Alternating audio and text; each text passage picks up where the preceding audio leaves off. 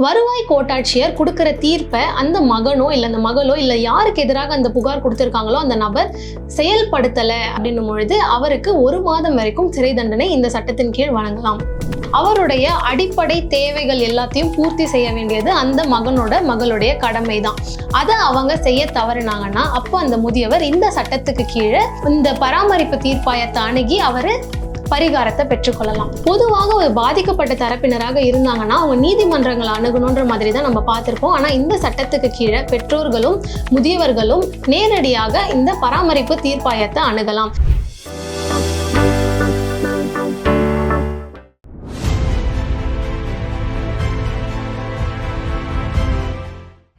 பூங்காற்று நேயர்கள் அனைவருக்கும் வணக்கம்.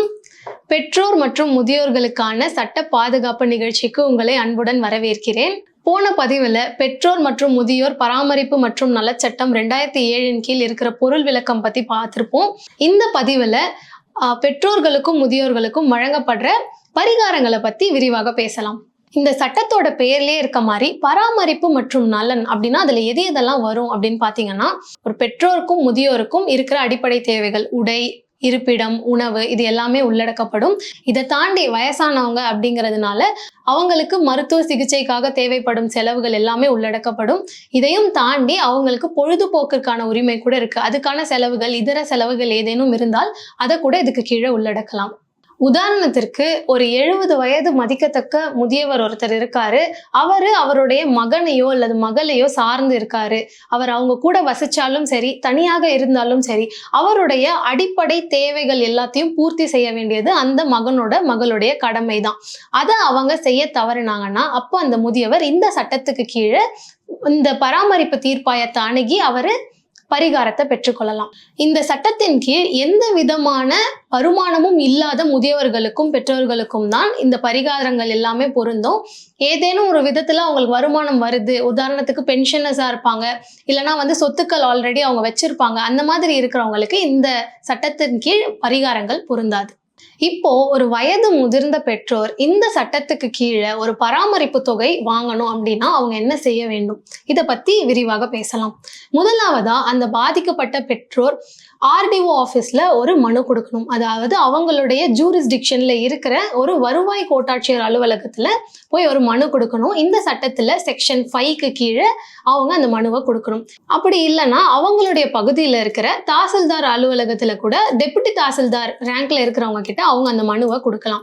அந்த மனுவில் என்னென்ன இருக்கணும்னு பார்த்தீங்கன்னா, அந்த பாதிக்கப்பட்ட தரப்பினருடைய முழு விவரம் இருக்கணும். யாருக்கு எதிராக அவங்க அந்த புகாரை கொடுக்குறாங்களோ அவங்களுடைய முழு விவரம் இருக்கணும். அவங்களோட கோரிக்கை என்னென்ன அப்படிங்கிறத விரிவாக அவங்க தெரியப்படுத்தியிருக்கணும். இதுக்கு எந்த விதமான கட்டணமும் கிடையாது. அந்த மனுவை வாங்கின அந்த வருவாய் கோட்டாட்சியரோ இல்லைன்னா அதை வாங்கின அந்த டெபுட்டி தாசில்தார் ரேங்க்ல இருக்கிறவங்களோ ஒரு இன்கொயரி நடத்துவாங்க. பொதுவாக தாசில்தார் அலுவலகத்தில் கொடுத்தா அவங்களும் வருவாய் கோட்டாட்சியருக்கு தான் அதை ஃபார்வர்ட் பண்ணி அவரை தான் இன்கொயரி நடத்த சொல்லுவாங்க. இந்த சட்டத்துக்கு கீழே அந்த வருவாய் கோட்டாட்சியர் தான் பராமரிப்பு தீர்ப்பாயம் அவர் தலைமையில தான் இயங்குது. அதனால வருவாய் கோட்டாட்சியர் அந்த மனுவை வாங்கின 90 நாட்களுக்குள்ள அந்த இன்கொயரி நடத்தி ஒரு தீர்ப்பை வழங்கியிருக்கணும். இன்கொயரிங்கிறது இந்த இடத்துல விசாரணை. அதாவது அவங்க மனு கொடுத்த பிறகு அந்த எதிர்மனுதாரருக்கு இவங்க நோட்டீஸ் அனுப்பிச்சு தெரியப்படுத்தி அவங்களையும் கூப்பிட்டு இரு தரப்பினரையும் நல்லா தெளிவாக விசாரிச்சு அதன் அடிப்படையில் அந்த டாக்குமெண்ட்ஸ் எல்லாம் ஸ்க்ரூட்டினைஸ் பண்ணி ஒரு தீர்ப்பு வழங்கணும். இதுக்கு முன்னாடி பார்த்தீங்கன்னா இந்த சட்டத்துக்கு கீழே ஒரு மாசத்துக்கு 10,000 ரூபாய் வரை பரிகார தொகையாக வழங்கலாம்ன்ற மாதிரி இருந்தது. ஆனால் காலம் மாறுது இல்லையா, எல்லாருக்கும் செலவுகள் அதிகரிக்குது, மாத்திரை மருந்து செலவு அதிகமாக இருக்கும் அப்படின்றதெல்லாம் கருத்தில் கொண்டு இப்போ அந்த மகனோ இல்லை அந்த மகளோ யாருக்கு எதிராக அவங்க புகார் கொடுக்குறாங்களோ அவங்க என்ன லைஃப் ஸ்டைல் லீட் பண்றாங்களோ அதுக்கு ஏத்த மாதிரி அந்த பெற்றோருக்கும் அவங்க பராமரிப்பு தொகை கொடுக்கணும் அப்படிங்கிற மாதிரி கொண்டு வரப்பட்டிருக்கு.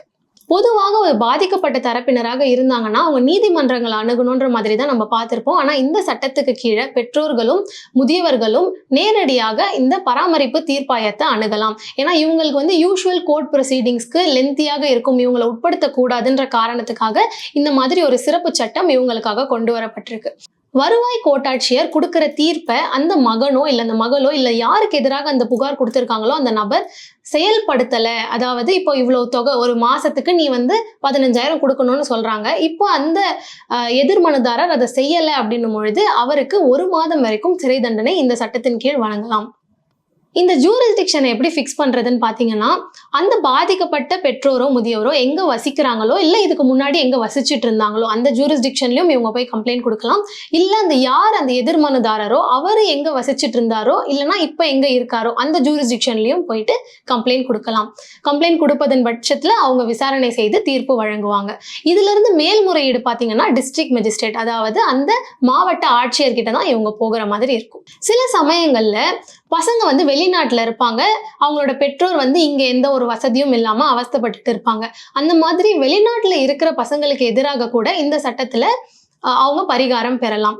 அந்த வருவாய் கோட்டாட்சியர் நினைச்சாருன்னா இன்டரம் மெயின்டெனன்ஸ் கூட வழங்கலாம். ஃபைனலாக கொடுக்கறதுக்கு முன்னாடியே கூட அந்த ப்ரொசீடிங்ஸ் நடந்துட்டு இருக்கும் போதே கூட இன்டரம் மெயின்டெனன்ஸ் வழங்கலாம்.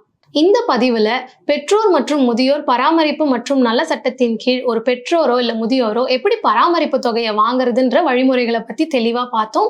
அடுத்த பதிவுல ஒரு பெற்றோரோ இல்ல முதியோரோ அவங்களுடைய சொத்தை அவங்க மகனுக்கோ மகளுக்கோ பாசத்தின் அடிப்படையில கொடுத்துட்டாங்க, ஆனா அவங்க அதுக்கப்புறம் பார்த்துக்கவே இல்லை அப்படின்னும் பொழுது அவங்களுக்கு என்ன பரிகாரம் இருக்குன்றத பத்தி தெளிவா பேசலாம்.